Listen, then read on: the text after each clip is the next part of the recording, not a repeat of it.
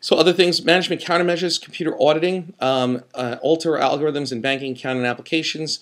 Sarbanes-Oxley raises the threat of information security by trying to generate more information by creating a separation of power or separation of duties, if you will, whereby programmers don't have access to production.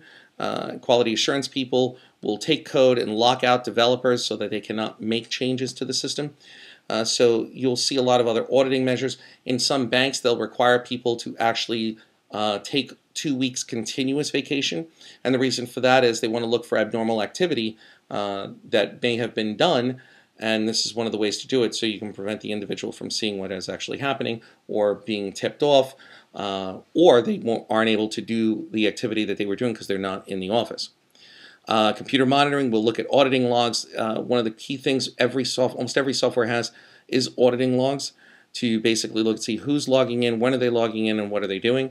The more detailed the audit log, obviously the larger the data, the harder it is to search, but the more robust it is and the easier it is to find certain things when they go wrong because you're looking at a certain individual or a certain group of individuals.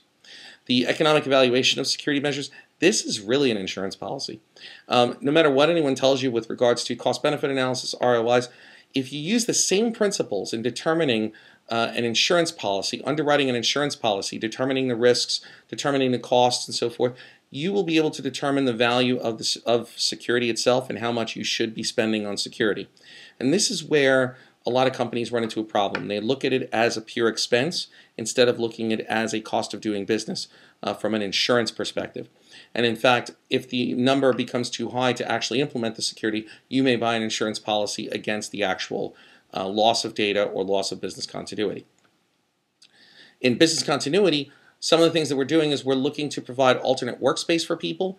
So we may have a separate facility whereby employees can congregate and they can continue the operations of the business. This might occur if there was a disaster, a natural disaster. Cases like Hurricane Sandy, some buildings were not able to regain access downtown Manhattan until the beginning of February. So their disaster or business continuity plan would be to have all their employees either working from home or work in an alternate location. You may have backup IT sites or data centers. So your primary data center goes down, you can flip over to a secondary or tertiary data center. Backup mobile devices with corporate information. So you may have this information on mobile devices or allow people to have mobile devices so that the impact is actually minimal because it's dealing with one or two individuals as opposed to, say, the entire company. Evacuation plans and drills. If the evacuation has to occur, what are you going to do with the systems? Now, obviously, you don't want to put anyone's lives in danger, but if you know that, say, there's an impending snowstorm coming, you can begin procedures, not necessarily as an evacuation, but if you believe that it's going to be significant, or better yet, say, Hurricane Sandy, you might take your data center offline to prevent anything from affecting it and flipping over to a backup data center somewhere, say, in Pennsylvania or somewhere in the Midwest. Disaster recovery support is understanding who are the individuals that need to be contacted, what is their role, what are they going to function as, and how will they continue allowing the business to operate. Companies have two options for disaster recovery: using internal resources or external resources. This may include multiple data centers, distributed processing, backup telecommunication, backup local area networks, as well as who are the staff associated with handling all those.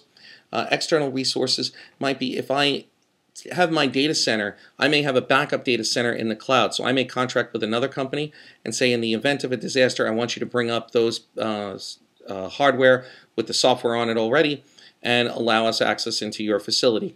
Another situation might be that I've outsourced my data center and therefore I'm requiring that company to have second or tertiary data centers with the information already propagated so that it's a flip of a switch and it's no longer my responsibility to ensure that it's up and running. So in conclusion, NIST says all businesses should put in place information strategies for security that align to support the business mission and objectives, consistent with the laws and regulations. There are laws on the books, especially in financial, healthcare, and education, that require you to back up the information and have it available within a certain period of time. Hold people accountable for the security effort they're responsible for. A lot of times, people are given these responsibilities and they shrug them because they're not easily seen. The activity done on the security aspect isn't really known until you end up in a situation where you have the disaster actually occur. In some cases, we do these backup drills, these disaster recovery drills, to see if they work. But if they're not done with any rigor during a real disaster, you may find that it doesn't work. And many companies actually saw this happen. A lot of these regulations are required by laws, we said, especially for public companies. And the only constant is change. You will never have a purely secure environment. In fact, one of the things that they talk about in security is security by obscurity. The less people know, the better off you are. Because once you start divulging information about your environment, you automatically increase the probability that an attack will be successful. So you're always going to be in this cat and mouse game, and you're always going to have to stay on top of the security measures, the people inside your organization, and what people are doing on the outside as threats.